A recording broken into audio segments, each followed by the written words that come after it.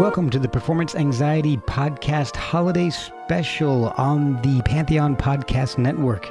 I'm your host, Mark, and in the spirit of Dickens' A Christmas Carol, I've asked a couple of guests from podcasts past to come back on. Alain Johannes discusses a song of Christmas past that he recorded with his wife Natasha Schneider and Chris Cornell. I'm also joined by Josh Caterer of Smoking Popes to talk about a song he recorded and released this Christmas present, and both discuss some possible releases for Christmases yet to come. So like a little kid on Christmas morning, let's just tear right into this episode of Performance Anxiety on the Pantheon Podcast Network. But give Alain, Josh, and I a follow on social media just to stay in the loop on our new releases. So without further ado, here's Alain Johannes kicking things off with Chris Cornell's Ave Maria. So you recorded with Chris Cornell, and you and your wife Natasha were the core of Chris's first solo album, Euphoria Morning. Yeah, the three of us were kind of the triumvirate, the three-headed monster, the Hydra of Euphoria party. I recommend everybody go back and listen to the episode that you did with me in May of 2019 because gives the whole backstory. Exactly, awesome experience, and we covered it really quite heavily there. Well, and I appreciate you doing that. Everybody go back and check that out. Yeah. Was Ave Maria recorded at that time? No, it was a little earlier than that. I'm kind of like going by the sounds. Mm-hmm. And okay, so basically we toured with Soundgarden. We've been friends, right? And then Soundgarden stopped for that first time, after Down on the Upside, until, obviously we coming back together in 2010 or 11, was it? King Animal. Yeah, King Animal. But basically Chris was kind of decompressing. He was staying with us, and we didn't have the studio at 11 AD yet. We're kind of hanging out, doing whatever, this and that. So we had a little kind of setup at the house. We had an 8-track machine. We didn't have the fancy studio yet because he was instrumental in getting us that. And Al Kafar, the president of A&M, that plays into this. So basically, I think this probably happened sometime after Sunshower. So we did Sunshower first, with the limited equipment that we had, but still obviously decent enough to sound good, Yeah. It's all right. Oh, you got this great. I know all your graces. Someday we'll flower.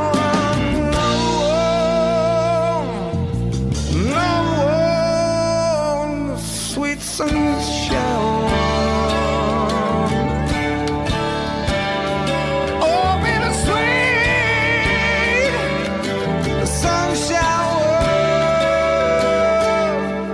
I mean, he basically talked to Al Kafar. Well, he invited Al Kafar, the president, to come over and listen to our stuff. And Al really, really loved what he heard, and he offered us a record deal. And we were ballsy, Natasha and I were ballsy enough to go into his office and ask for that money for the record deal for a studio as opposed to hiring professionals. and so they'd never done it before, because usually a label would rather rent you something than actually buy it for you, even though it costs them more money. It's like a weird ethical thing that they got. Okay. Yeah. So, I mean, obviously not every case, but whatever. Record company ethics. That's an oxymoron, I think. Well, obviously it's being it's a little dickish to rather it's only $3,000 to buy him the guitar. Yeah, but no, we don't buy anybody anything. We're going to rent this guitar. That's going to be $10,000. Yeah, but whatever. Okay. So we ended up with, by the time we ended up with the studio, we did Avant-Garde Dog, and then after that we did Euphoria Morning. Okay. Even though Avant-Garde Dog came out after. So, judging by what I'm hearing, the Ave Maria was, they did a very special Christmas compilation. A&M did. Yes. So we were asked that Chris and us were asked to do it together, collaborate. Or he was asked, and he came to, I forgot the chronology, or he was asked to do one, or we were both asked to do it together. Maybe a dinner. Al Kafar said that would be great. And so we chose Schubert's Ave Maria, and you can hear in there the orchestral sounds are all samples library based, and at the time we had a Proteus orchestral module by Emu. We had a Roland sampling thing, and so the timpanis and the thing. But so Natasha's performing all this stuff, for the bed, and then I know that she definitely said like, well, we need an intro. Da, da, ba, da, ba, ba. This beautiful beginning. It's like that's actually not part of the Schubert composition, and it's the outro as well. So obviously she's like, this needs something. Yeah, it's Schubert. Yeah.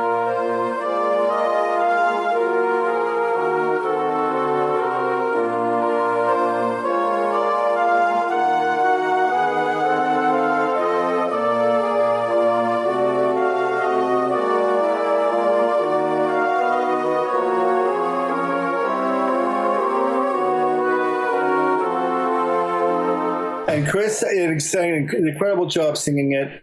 And then Natasha snakes around him, like in the lower and higher register. Yeah.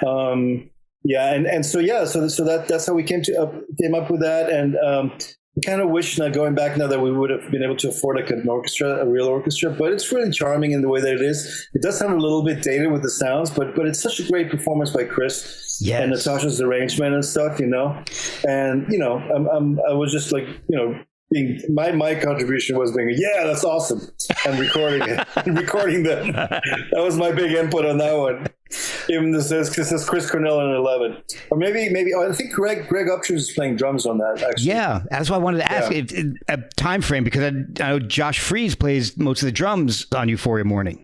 Yeah, no, Greg plays on it too, and Vic Andrizzo plays on Wave Goodbye. Okay, and Bill Rieflin plays on Rest in Peace, Bill. Played on Steel Rain. Matt Cameron played on Disappearing One, right? And then the rest is Josh Freese. Yeah. So this is before Euphoria Morning, because Greg had already joined. Maybe I think he had Sunshower, and even Ave Maria and Sunshower was probably because of the sound. We made our guard dog with at the house with the fancy gear, with Greg playing drums, because Jack had left for Pearl Jam until he came back for Hollywood, right? Right. And then Matt Cameron went to Britain. It's just kind of this weird, like, okay, you go and I stay, and then we do this.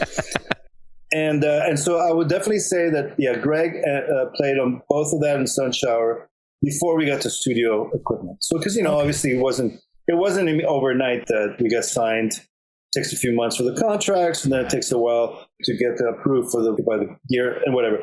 Yeah, so obviously we were sitting there, and then when Christmas songs, music, a lot of them are pretty familiar to people, and some of them are really melodic and sweet, but not a lot of them are virtuosic in that sense. The way that Ave Maria is, and it's obviously part of part of the classical repertoire as well, and Schubert and whatever. So we chose that one for that very reason, because it could be really nice, and Chris sounds so great on it. And, it's I mean, it's been cited as one of his greatest performances. So were there any other songs in the mix for the album, or was it always Ave Maria? No, I mean, it was either that one or it was maybe the Bach Gounod Ave Maria, which is the other one. Yeah. Yes. Ave Maria, with Latin and stuff. Yeah, that's a beautiful one. But that would have been a great one too. It would have been really nice with Natasha just playing the Bach, which is basically the prelude number one, right? And Chris singing that. That would have been the other one, the other choice, I think.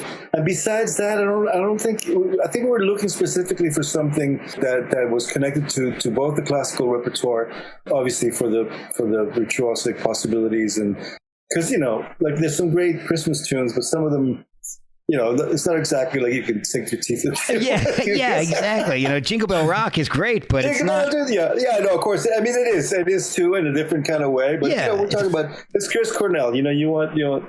Exactly. You got to challenge that voice, it's... Yeah, exactly. So did it take a long time? I mean, were there a lot of takes of it, or did he nail it pretty quickly? For what I remember, we did it in one afternoon, Wow. I mean, Natasha would have worked out the arrangement spontaneously in her head and performed it. And then I think probably had Greg come in, and when Chris would sing things like, 1, 2, or 3 takes. It depends. Sometimes he would nail it straight away, but the performance he always nailed. It was very often he was after a particular sound from his voice, and he would search for that sound. If you notice in Euphoria Morning how the tonality and the vibe of his voice fits the song perfectly, and each one is different. Like the Steel Rain tone is not the same as When I'm Down or Wave Goodbye, or Preaching. They're all quite. It's obviously still him, but they're all quite tailored to the emotional content of the song and the vibe of it, Yeah. And that's what he would work on. He would sit there and kind of think about it for a second, be kind of quiet, and he'd say, "Okay, I'm ready." And then he'd perform it, and then he would say, "Okay, give me a minute," and he'd sit there for about 5-10 minutes just thinking about it, Wow. And you could hear him, in the control room, I could hear him think, he'd be like. And then some more sun, you hear a car go by, you hear the dog barking, because it was a house, so there was always ambient sounds. And he'd be like, "Okay, I'm ready," and so then we go for another take. Yeah. Wow. Oh my gosh. So I love the track. That's why I wanted to reach out to you and ask you some questions about it.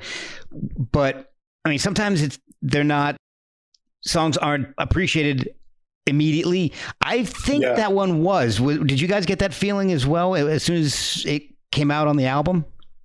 Yeah, in a way, obviously, some eyebrows were raised because of the context before Euphoria Morning. So in a way, between that and Sun Shower, it kind of, even though it was still shocking for a lot of people to hear Euphoria Morning after Soundgarden, I think that Ave Maria and Sun Shower kind of lessened that shock for some, between that and Esponcia EP and then Temple of Dog. Everyone knew that Chris could go different directions whenever he felt like it, Yeah. And Euphoria Morning being a classic example of him, just wanting to explore different styles of songwriting and different atmospheres and to see what his voice could do within a context, and obviously that's, was always inherently there in Soundgarden too, Yeah.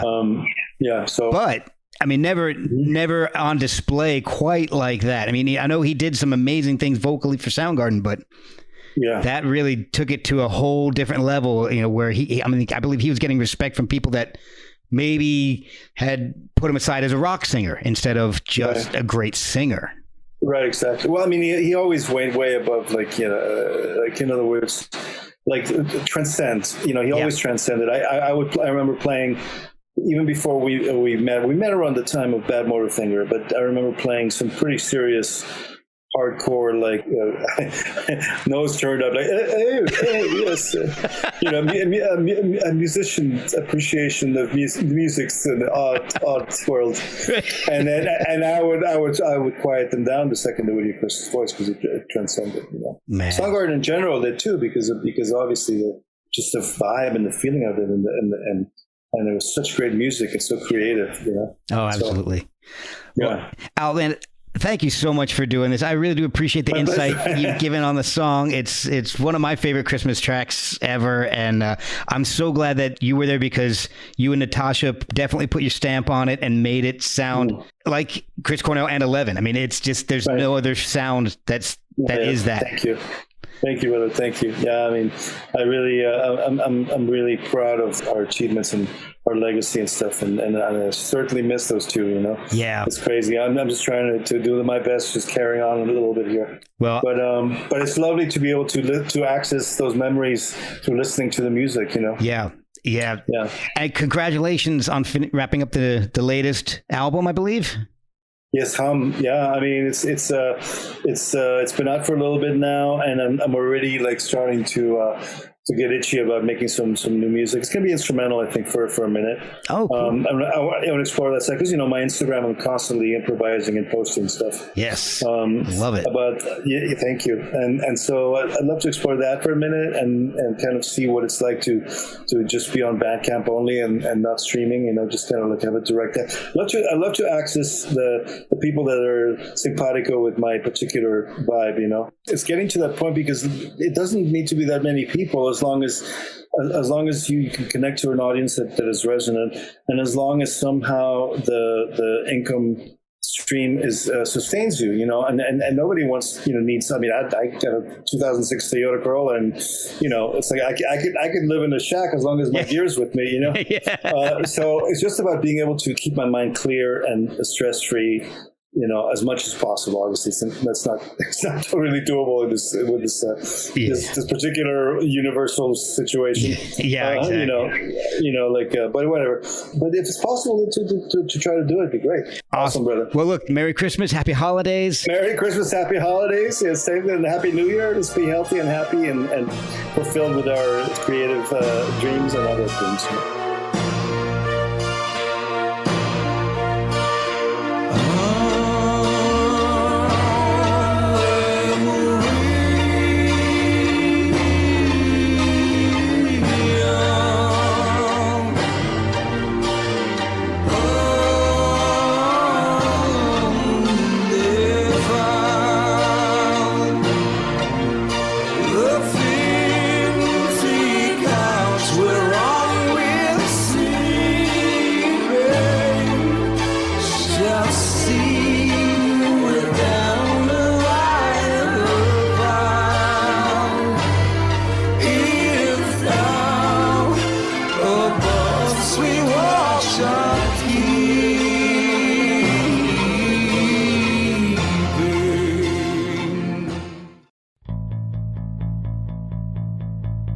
We'll be right back after a word from our sponsors. I want to take a minute and talk about our sponsor, Tiesta Tea. Tiesta is a tea company on a mission to create loose leaf tea beverages with premium ingredients that taste good and do good. Each tea is blended for one of 5 categories, so you can energize, slenderize, boost antioxidants, boost immunity, and relax. My current favorite is Blueberry Wild Child. When I was growing up, my dad always told me, once you go loose, you never go bagged. And you know what? He was right.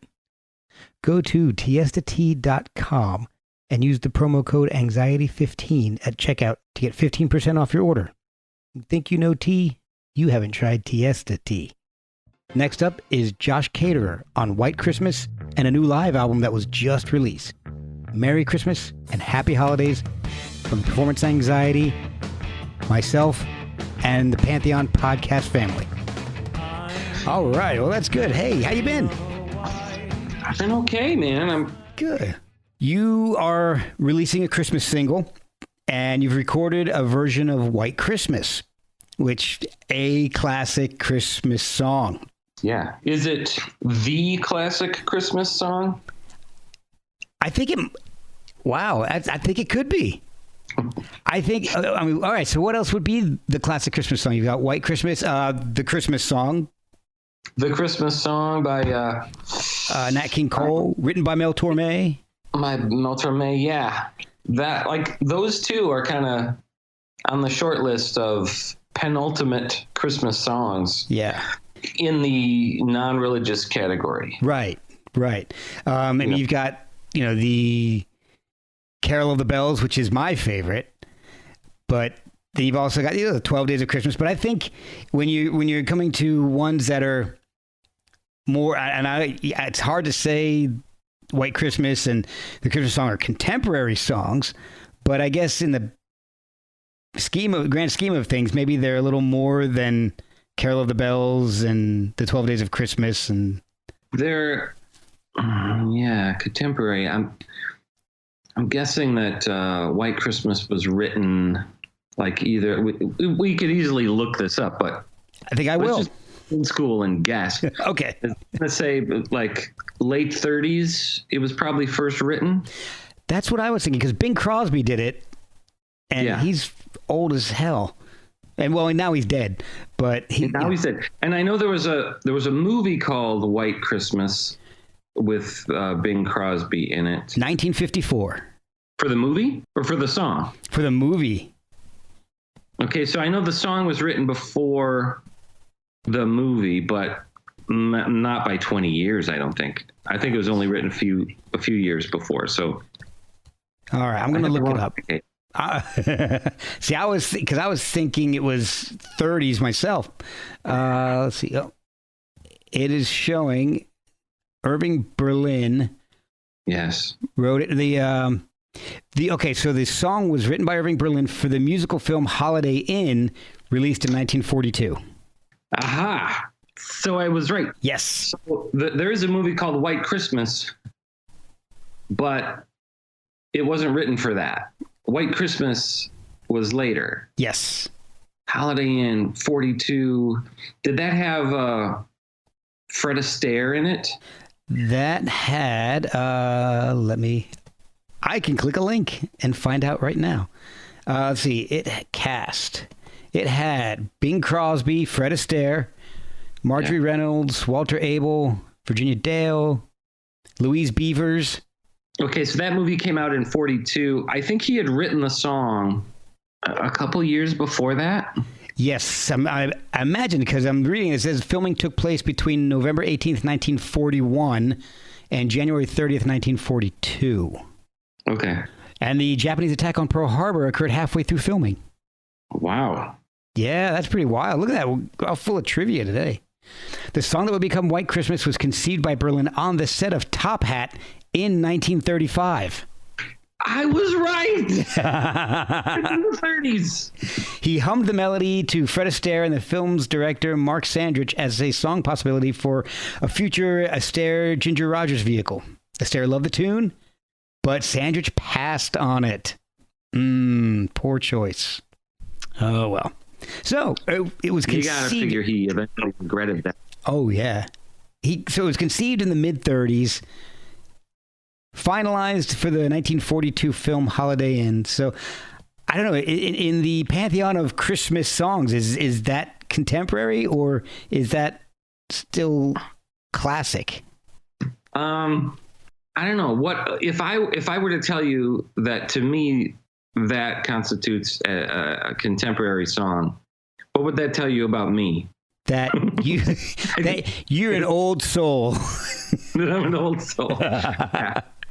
Yeah. Anything written after 1912 is like pretty cutting edge. Anything that was written on that could be played on a wax cylinder. Yes. From that point on, that's contemporary. Well, I think as far as it potentially being the ultimate Christmas song, that might be, depending on what metric you want to use to establish that. I mean, okay. I'm pretty sure it is the highest selling single of all time. Okay. You give me single or Christmas single?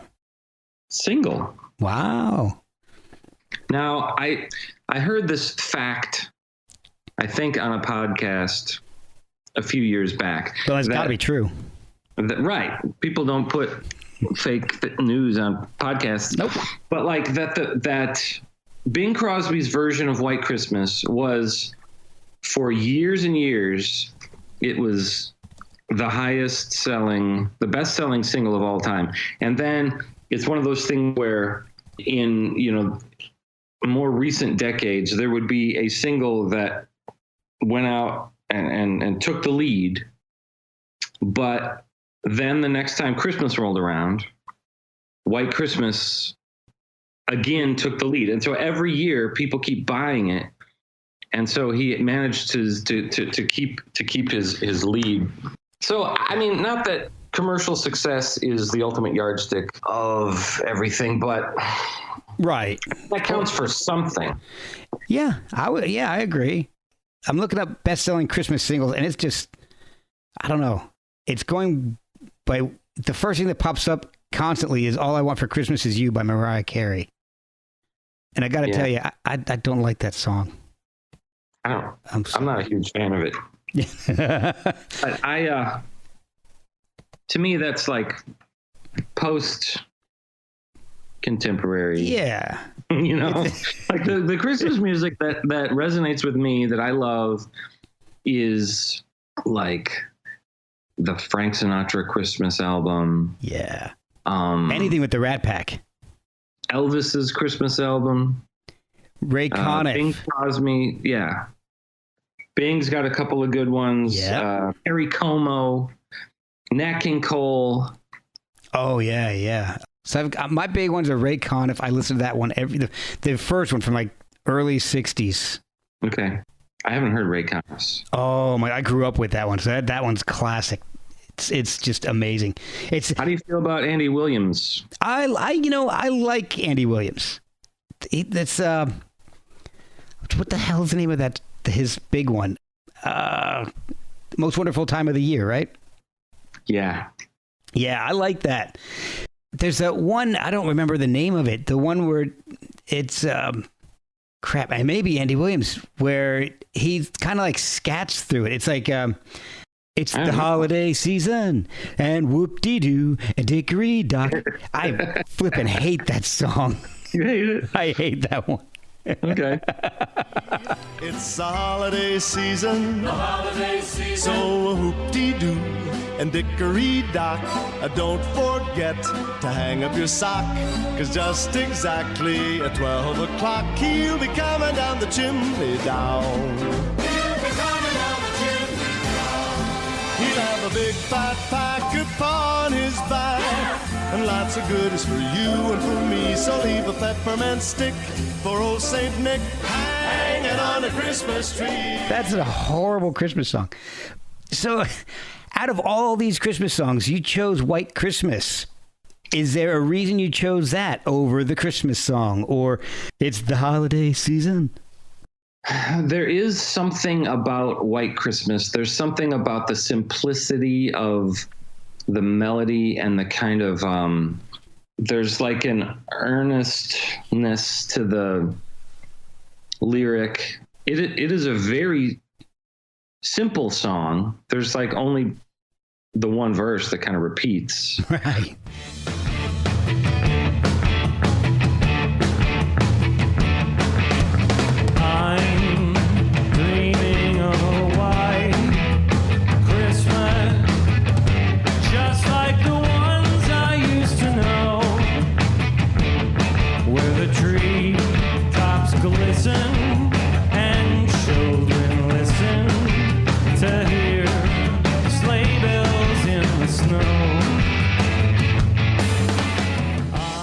And Irving Berlin is just one of the greatest songwriters of all time. And he had that gift for being able to write a melody that was accessible and simple and kind of understandable. But there is an underlying kind of emotional quality to the melody and the way that interacts with the chords. I mean, there's a reason why the song is still alive and it's still being covered. It resonates with us, you know? And I think there's something unique about the way that the song White Christmas is able to do that. And so, the Smoking Popes have played a cover of White Christmas for several years, in our December shows. Oh, cool. So I was anxious to try it with this new band because I just felt like they would bring something to the table that would be kind of fresh and interesting. And they're a very improvisational couple of musicians. Right, and it's John Perrin and John San Juan, right? Yes. Okay, so my new buddy John San Juan, he's just on the podcast recently. Oh, right, because he's got the new Hush Drops album that that just came out. Yeah, so he's a beautiful man. He is awesome. He's always willing to chat when I've got a question for him. I just shoot him a message and he just responds almost immediately. It's amazing. Yeah, he's a wonderful guy, and that is one of the real blessings of this musical project that I'm working on. With this band, that I think we've kind of adopted the name, the Josh Caterer Trio. But I had known, John Perrin and John San Juan, we were acquaintances, but I didn't really know them and hang out with them and consider them like good friends until last year. I called them up and said, hey, do you guys want to throw together some songs for this virtual concert and maybe we'll record it?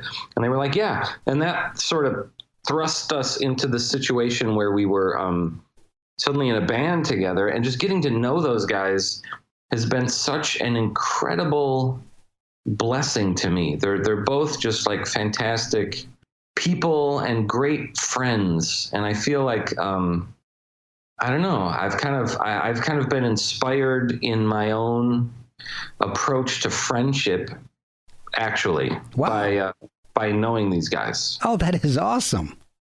I had COVID a year ago. We were kind of talking about our COVID experiences. Yeah. But I had COVID a year ago, and I have people were checking in on me throughout the couple of weeks when I was in quarantine going through that. But the most consistent display of concern came from John San Juan and John Perrin, who reached out to me every single day. Wow. And checked up on me and asked me questions, and just sort of, it became something that really buoyed my spirits during that time. Oh, that is great. Interacting with those two delightful human beings. That is awesome. Outside of the classic Bing Crosby version of White Christmas, is there another version that you like? And I know it's hard to have one that just spring to mind besides Bing. But I know, all right, so Bing did it, and Michael Bublé has done it. Let's see, Glee. I'm a big fan of Michael. The cast of Glee did it. I'm not familiar with the Glee version. Me either. But Gwen Stefani. I'm very familiar with the Michael Bublé version. The Bublé Christmas album is in heavy rotation around our house. We have it on vinyl. Oh, nice. And yeah, big fan. His version is great. And his version is cool because it's inspired by a couple of the classic versions. Okay. Because on his version, he's got that doo-wop thing. Oh, okay. Which is great. Yeah, so that's like that. That's probably my favorite contemporary version of White Christmas. Okay. Because I know that the Meghan Trainor apparently has also done it. The Drifters did it. Mantovani and his orchestra did it. Let's see. Andy Williams, of course. Michael Bolton. Bette Midler. So apparently the Meghan Trainor version also has Seth MacFarlane on it. Interesting. Interesting. I'm not familiar with too many versions outside of Bing's version, and whatever version. I think almost every Christmas album I have has a version of it on there, and I've got a lot of Christmas albums, but for some reason they don't stick as much as the Bing version. I don't know. They had it going on. Maybe it's the whistling. Oh, maybe. That's that little extra piece that's missing from everybody else's. So once Christmas is over, you still listening to Christmas music? You can listen to it up until January 1st. Okay. Do you listen to it before Thanksgiving? No, I personally don't allow it in our household before Thanksgiving. I don't either. But I will allow it into probably through January. Once February starts to hit, then I'm like, You can listen to it all month of January? Yeah. Because I don't want to let it go. I love Christmas season. I don't want it to go. I understand and appreciate that. I just feel like, and I'm not saying that your way is wrong. Your way is perfectly valid. But for me, the best way to sort of extract the most satisfaction out of Christmas music is to make sure that it lives in its proper sphere. If you start it before Thanksgiving, then you sort of you peak too early. I agree. I definitely agree. Now, I do listen to it a little farther because I like to keep the spirit of Christmas alive. It helps me remember what it's all about and hopefully carry it through more of the year than if I stopped right at Christmas. So, yeah. Hopefully. I don't know if it's actually true, but I like to think that. Now, do you go to any viewings of It's a Wonderful Life on the big screen anywhere near you? I don't know that I've actually even seen the movie all the way through ever. Oh. I'm sure I did as a kid, but I'm out. This conversation. We are done here, mister. Oh, man. I'm going to have to call John San Juan to finish this up. I'm trying to think. My go-to movie is A Christmas Carol, but it's the George C. Scott version. Yeah. I love that version better than the old, what is it, the 30s or 40s version? Right. And I like it better than any other one since. Okay, wait. Before we move on from It's a Wonderful Life, Okay. Clarify. If you've never seen the whole thing, does this mean that you've started watching it and you've stopped at a certain point? So you're familiar with the beginning of the film? Honestly, it's been ages and ages since I even started it. I mean, probably decades.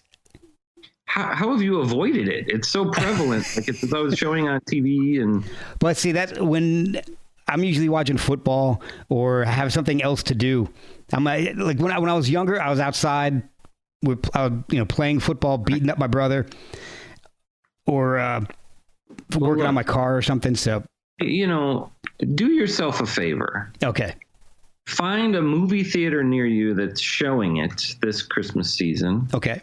And go see it on the big screen. It's a delightful, emotionally satisfying experience. All right. I'll bring everybody. I'll bring the family. You should. We'll do it. And I'll tell you, have you seen one of my favorite new movies, The Man Who Invented Christmas? No, I have not. Oh, man, that is great. It's a movie about how Charles Dickens came up with A Christmas Carol. But it's highly stylized. It is so good. It's a wonderful movie for the family. There's no politics in it. There's nothing untoward in it. It's just really a great movie, and it's fun. It's really cool. I highly recommend it. I will check it out. And then other than that, you got all the Rankin and Bass movies. I watch those constantly. Rankin and Bass. Yeah. Like The Year Without a Santa Claus, Rudolph the Red-Nosed Reindeer, Frosty the Snowman. Yeah. Those are we didn't make toys. Right. Nobody wants a Charlie in the box. Yep. From the Island of Misfit Toys. Oh, Santa's going by. I love anything with Ed Wynn. I love the song, not just a misfit. I'm not just a nitwit. You can't fire me. I quit. Seems I don't fit in. Great stuff. I think that's my first Christmas duet. So there was a little delay, but we were pretty close. Yeah. Well, it'll be good. It's a podcast. It's the truth. Not an exact science. No, for sure. So with White Christmas, did you record that at the same venue that you recorded the new live album that's coming out? Yes. It's a venue called Space in Evanston, Illinois. And we included it in the recording session. So it was basically it was aired as a virtual concert, exactly like the Hideout Sessions was. Okay. But what we did is we just saved White Christmas and did it sort of off the air. Nice. So that we could release it specifically as a Christmas single. That was always the plan. Yeah, I don't think you want to take one Christmas song and stick it on a non-Christmas album. You've got to keep your genres separate. They can't touch. Yeah, you got to keep the green beans separate from. I agree though, because I mean the live album's really cool. You've got some awesome songs. There's some really interesting covers on there. But if you throw a Christmas song in it, it's gonna kind of relegate a lot of people to putting it into their Christmas album pile. Right. And then they won't listen to it throughout most of the year. Yeah, I think a lot of people have an aversion to listening to any Christmas music during the summer. Yeah, exactly. So if there is a Christmas song on the album, they'll be saying no to it, all year long. Although now I want to drive around in the middle of July blaring your version of White Christmas. Because it says I'm dreaming of a white Christmas. It doesn't say it's any time in particular. It doesn't say, hey, it's the day after Thanksgiving, and now I'm dreaming of a white Christmas. It's kind of vague in that timeline.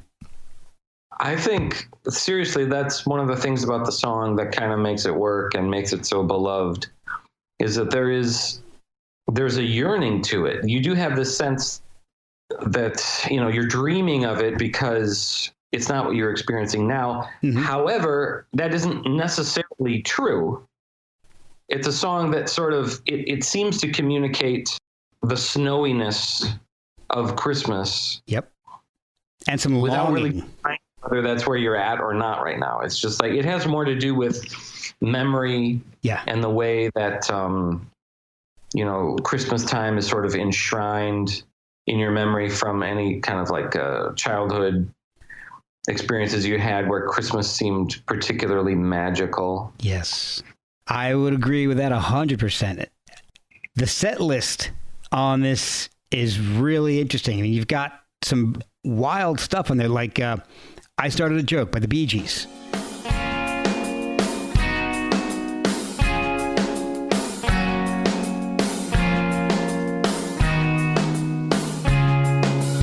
I started a joke. Started the whole world crying, but I didn't see that the joke was on me. Oh no. At last, Etta James. It's just some really fantastic choice. How did you come up with the songs? Because some of these are not covers that most people would do, like Angel Flying Too Close to the Ground. How did you choose some of these songs? I mean, do they mean something to you, or I'll stop talking now. Yeah. Well, that Willie Nelson song, Angel Flying Too Close to the Ground, is the song that the Smoking Popes recorded a version of, and it was released, I think, as a B-side of one of our singles. It's kind of It's kind of a deep cut for the Popes, but it is something that has been part of our catalog. So it was almost, for us to do it here, was almost a cover of a cover. I mean, I was taking into account that, like, diehard, Popes followers would know that is something that the Popes have done. For a lot of the other songs, I mean, the process of picking the songs for these albums is interesting because there can be songs that are legitimately wonderful songs that I love, but when we try them, they just don't always work. It has to be a great song, mm-hmm. for starters, but then it also has to be something that I can latch onto. Something about the melody has to be something that my vocal style can connect with, and that we as a band are able to come up with an arrangement of it that seems to make sense and to have like a spark of inspiration to it. And so, like, with I Started a Joke, I think this will also be apparent to a lot of Popes fans, but it's not only a cover of I Started a Joke, it also is a kind of an homage to the song Starstruck One, because we borrow the drum beat from Starstruck One. Okay. And so as soon as that idea emerged, we all knew that this was going to end up being the first song on the album, because that's how Destination Failure starts out, is with that. Yeah. It's just like a signature beat, and we wanted to create the illusion that we were actually playing Starstruck One. Oh, that's awesome. But but this was I remember coming to practice and being like, all right, we're going to try, I started a joke, but do me a favor. Just play the drum beat from Star Trek 1. And like he did, and then I just laid this thing over top of it. And as soon as it happened, you could just tell that it worked. And there's this kind of like giddy excitement that you have. Oh, that is cool. So did you guys rehearse a whole lot for this? Because like you said, getting these covers down, especially with a different twist on them, like you've put, can't be easy. It's not easy, but it's really fun. To me, the hard part is writing a song. That's the part where you're just like, you're laboring over it.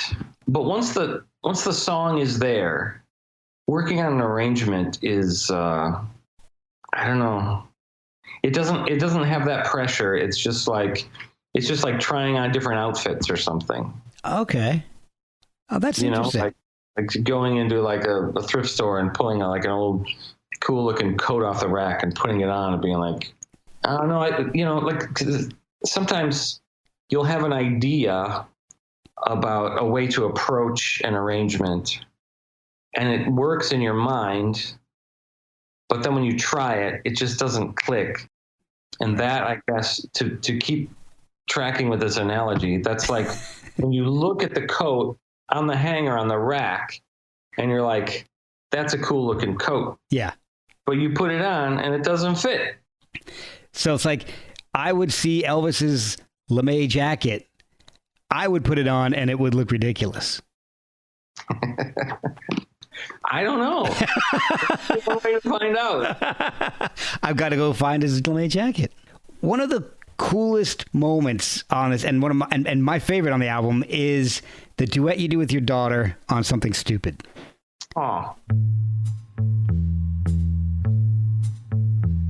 I know I stand in line until you think you have the time to spend an evening with me. And if we go someplace to dance, I know that there's a chance you won't be leaving with me. And afterwards we drop into a quiet little place and have a drink or two. That is great. Was that your idea or was that hers?